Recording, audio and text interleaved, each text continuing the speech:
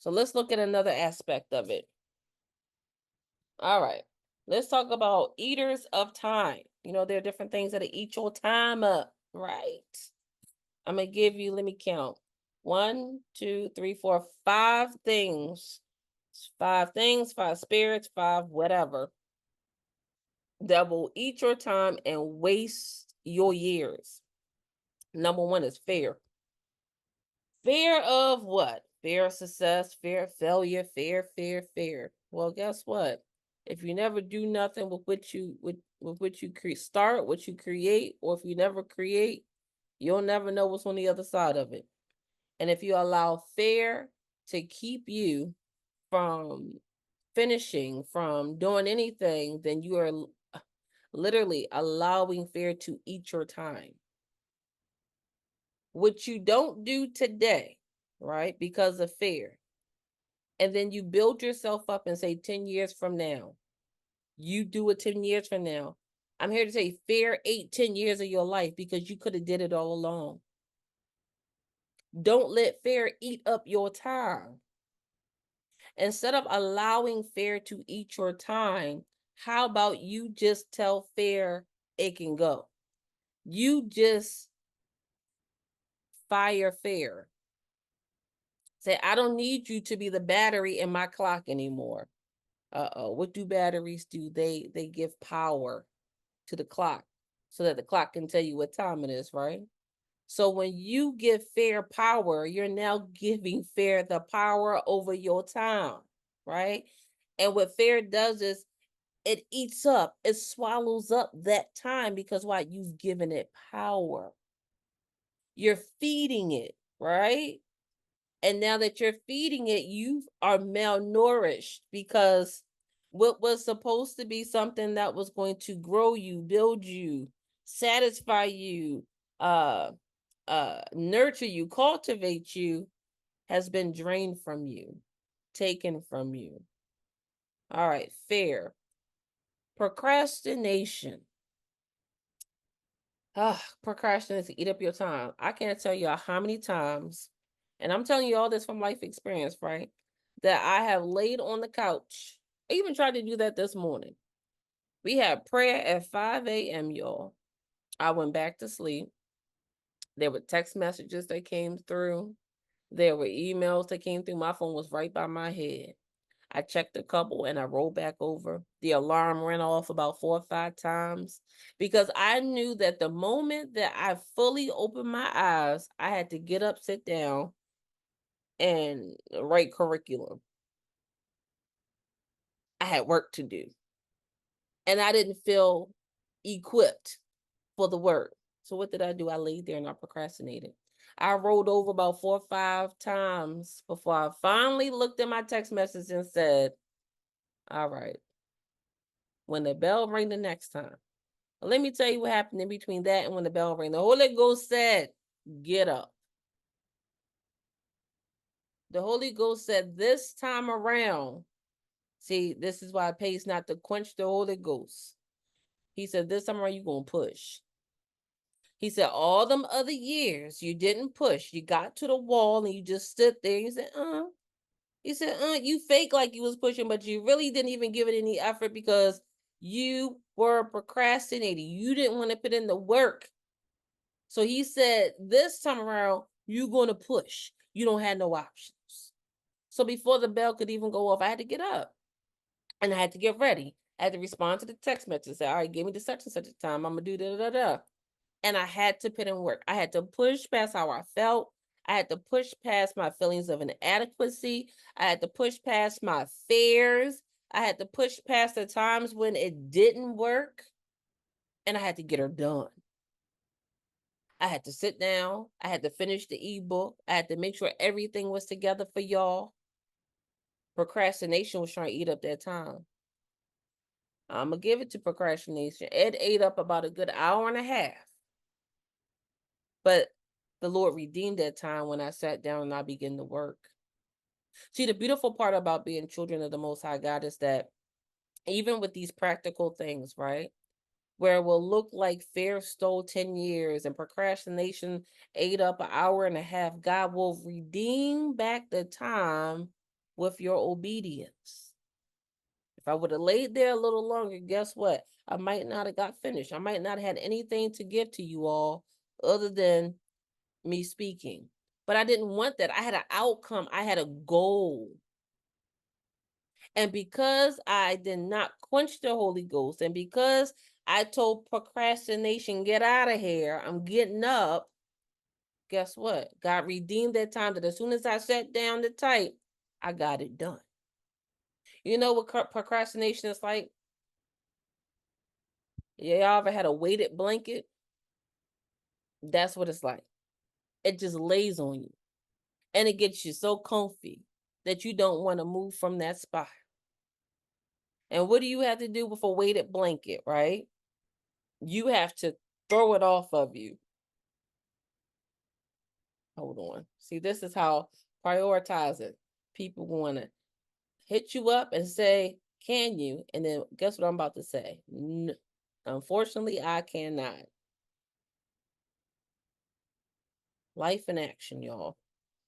So, what happens with a weighted blanket when you don't throw that thing off of you? The longer it sits on you, the heavier it gets. Oh, the heavier it gets, and the longer you stay there, the weaker you get. So now it seems like something is laying on you, keeping you from moving, because when you gave it power to stay on you longer than it was supposed to, uh-oh, come on, y'all. It's a weighted blanket. The longer you let that weight stay on you, the more it drains you of your strength. So when you try to get up, it's a fight. You don't want to do nothing. It's too comfortable. I'd rather sleep. You got to throw that thing off. Next, low self-esteem. Oh, Lord, this is a good one. This is one that I struggled with so many years. Not seeing the value in yourself will eat up your time. It will keep you from managing your time properly, because by the time you convince yourself that you believe in yourself, it's either too late, you don't have a lot of time left, or you just look at it and give up and walk away. If you don't build up your self-esteem and how you view you, you will waste time doing trivial tasks and doing things that are not going to assist you in accomplishing any of your goals or living a balanced life.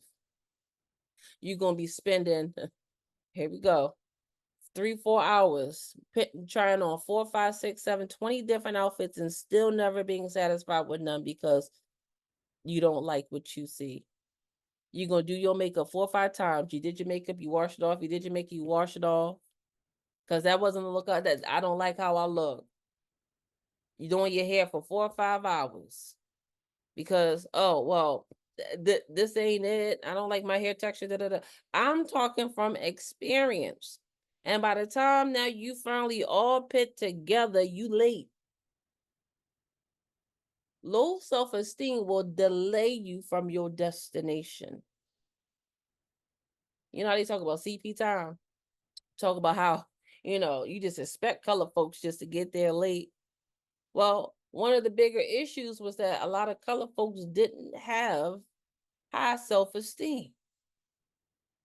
Hold on. Why? Because they had been browbeaten so much that by the time it took them to get themselves together, they was always coming late. When you see yourself, I want you to do something about it. I want you to know that whether it's exactly how you want it to be or not, it does not diminish your value. That regardless of how you view yourself, less than, it doesn't mean that you're not more than. Hold on.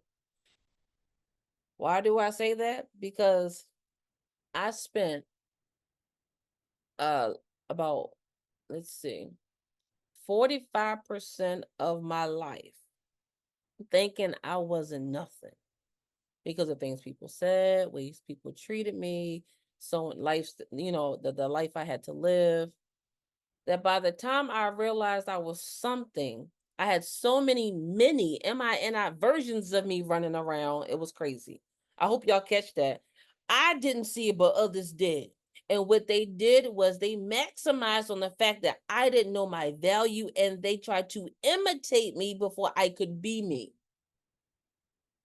Oh, I need y'all to catch that.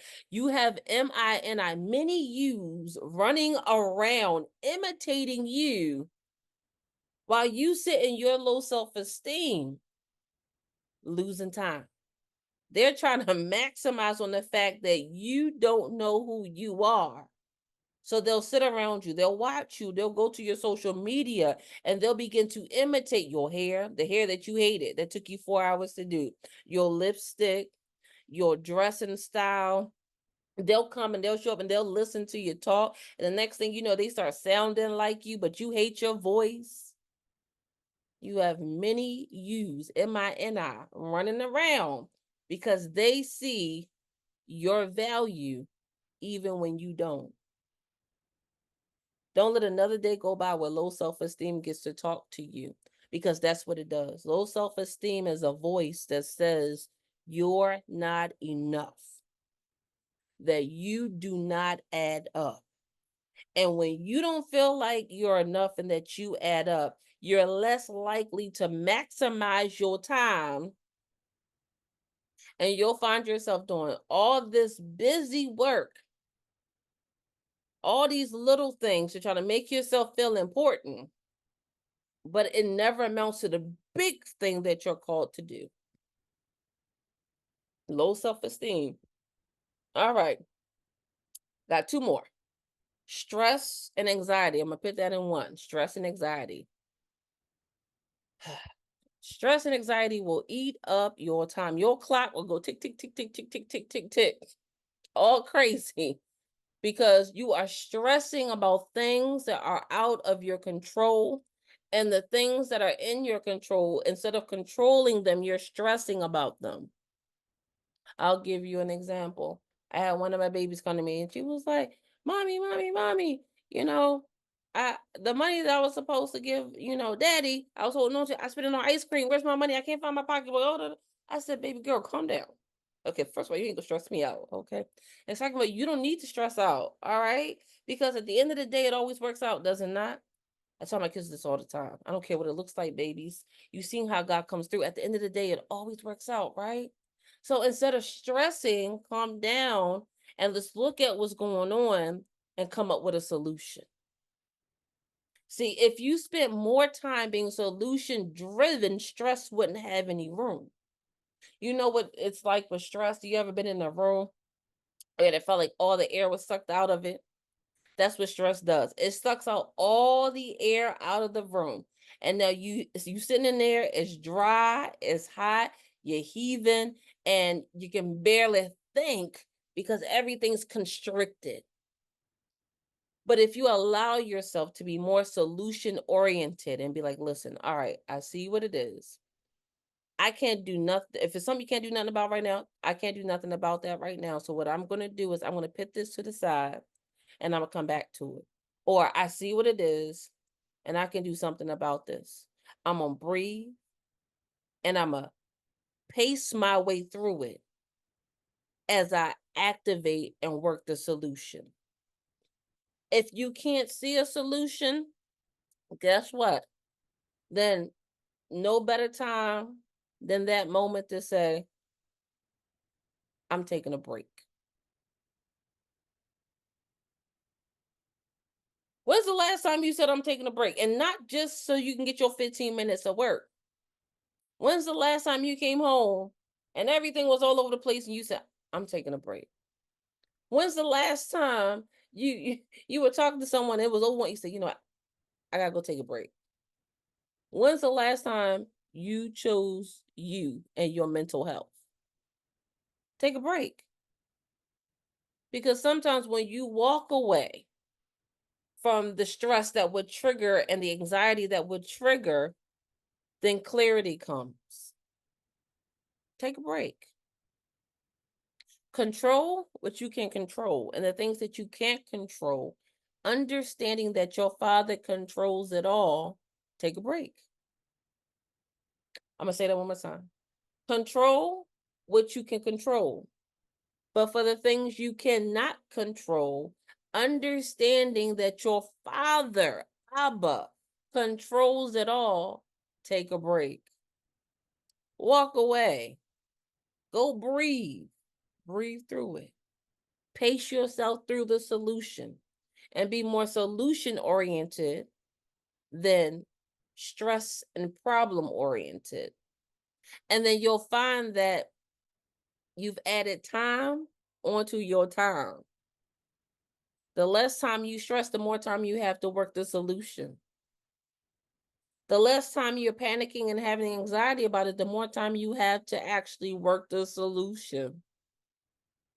So minimize on your stress time and maximize on your solution time. All right, the last one on the list is doubt. Ooh, how many of y'all can say that you have doubted your abilities? This is not low self-esteem. This is doubt. This is, am I qualified? Am I capable? Do I really have the equipment I need to be successful in this? Not because I don't think I have value, not because I don't like myself, but because I've tried it before and it didn't work. But because there were times where, I did it and it failed, because, I got some constructive criticism and it just doesn't seem like I'm a good fit for it anymore. Uh-oh. Uh-oh. Sorry about that, y'all. Doubt. When you start, I'm gonna tell you how the Holy Ghost told me. Holy Ghost said, and this was this last week. Yeah, I think it was last week. No, it was this week. It was this week. The Holy Ghost said, I was in the car and I had a job at this point. But then something happened with the job. Well, I quit that job, honey. I don't have no problem quitting the job. If you ain't serving me the way I need you to serve me, I will quit. And I'm sitting in the car now looking for my solution. All right, what we going to do? Because we got bills, we got this. And the Holy Ghost clearly said, bet on you. And I know it sounds like, of course, but it hits different now.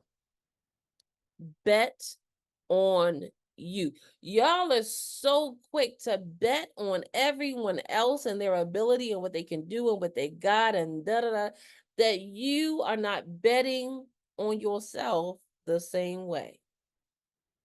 If you believed in you as much as you believed in me or anyone else, then you would have done it already. You would have released it already. You would have pushed it already. Bet on you. You want to get rid of doubt? Bet on you. You want doubt to back up? Bet on you. The same effort that you have put into other folks, into other things, you're now putting that effort into yourself, where doubt has now no room. Doubt does not have a seat at the table. You've replaced the chair that doubt once sat in. Uh-oh. Because now you're betting on yourself. Now you're seeing your value. What does this have to do with time? Because you're less likely to waste time on a thing when you are seeing that you are capable of not only doing that, but excelling at it. Okay, let me break this down real quick. I had this job. And it's not that I didn't believe in my business. I just wanted a fallback plan. I'm going to be 100% with y'all. And I had the opportunity to have it as a fallback plan, because with this fallback plan, whether my stuff was working or not, guess what? I had that income. But this was a cycle. Uh-oh. This was a cycle. This was a repeat of years past where I had my business and I was working someone else's business. And I started off good and giving my business my all, but before it was all said and done, I ditched my business and solely focused on someone else's business. to now 5 years down the line, I'm 5 years behind because I didn't stay focused. I didn't bet on me. I bet on the consistency of that paycheck. But what happens when that paycheck is not consistent anymore? Uh-oh. I'm telling y'all my story, right? Because what happened was them ninjas ain't pay me. I'm like, I don't work for free. You know, I ain't working for free. I got enough business going on over here. I'm not working for you for free. You know what I'm saying? I signed that dotted line, run me my coins. Okay.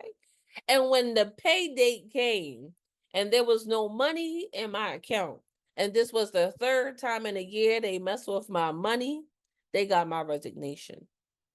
And I said, Lord, I don't know what you're going to do, but I'm going to bet on me because what you have placed in me, come on now. The same way I was just about to go in and work it out for them and build them, it's the same way now I'm going to bet on me and work it out for me and build me. Because the way it was looking, they was going to have me working, they were going to pay me anyway. Uh-oh. When you bet on you, doubt don't have a seat at the table because, honey, you can't tell me what I can't do. I have no limitations. The only limitations were the ones that I put on myself. But when I begin to deal with how I viewed myself, those were lifted off. Those false burdens, those heavy yokes were lifted off of me. And now, with me betting on me, I have more time for me. Uh-oh. I made more time for myself. Come on, y'all. All right. Now, we got, I gave you 1, 2, 3, 4, 5 things that eat up your time. Now, time management and balancing it all. You get to a point in maturity, okay, of knowing your purpose, knowing the seasons, knowing that time is not your enemy, that you begin to realize, that you are not an island. For over, let me see, 20 something years, your girl was on everything by herself. I was doing the marketing. All right. I was doing the making the clothes. I was putting on the fashion shows. I was training the models. I was taking the pictures for the flyers. I was in the streets handing, I was doing everything. Okay, whatever I needed to be, I was. And then I had the energy and I had the wherewithal to do it. But when you begin to realize that, hold up, I am not an island, then you start building your team. And it's not just good enough to build your team. You got to trust your team. Well, how does this relate? Well, now instead of me having to hold on, let me show y'all. Let me show y'all something. All this is in your book because I had to find my balance. Okay. Here we go. I had to find my balance. Let me share this with y'all.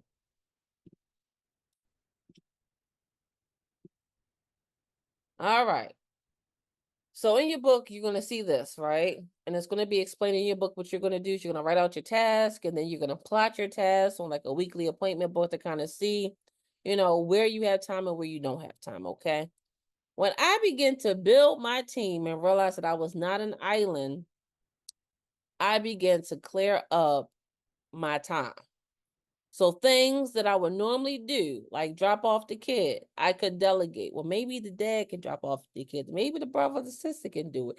Maybe, right? Until it got to the point where I didn't have to do it every day. So now what's normally blocked off, I have time. All right, project number 2. Well, I realized that wasn't due till November. I got till November to do that. Guess what? Cross it off my list. Guess what? I have more time. Okay. And then with project number 2, hold on, a good portion of that I could delegate to somebody.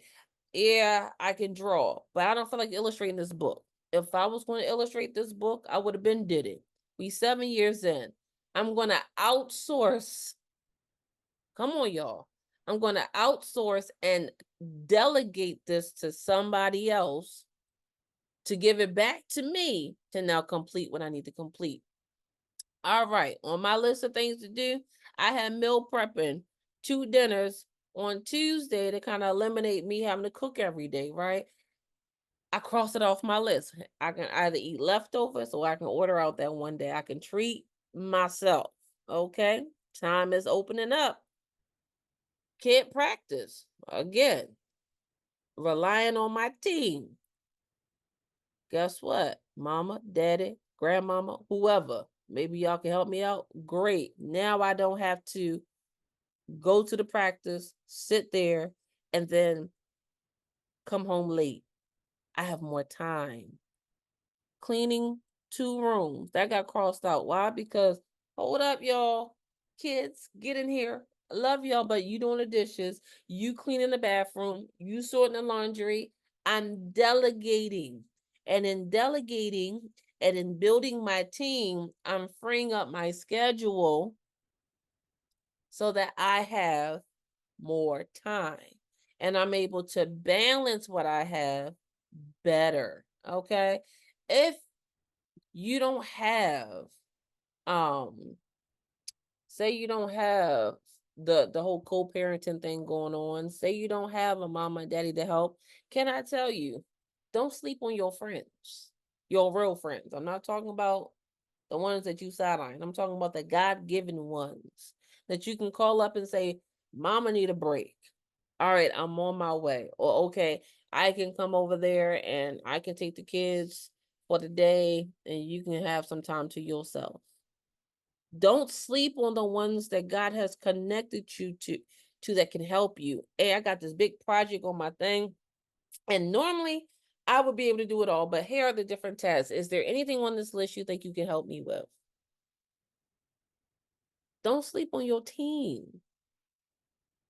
If we were meant to do this thing called life alone, then God would have left Adam without Eve. But the same way it was not good for man to be alone, it's the same way when God created woman, she had purpose, and that purpose was to help somebody else. It's a partnership, it's a team effort. Build your team and then trust your team that if you have called them and delegated and they say they're going to do it, then give them room to do it. I found myself many times delegating, and when it wasn't done how I liked it, or when it wasn't done when I thought it should have been done, I did it anyway. Well, what was the whole point?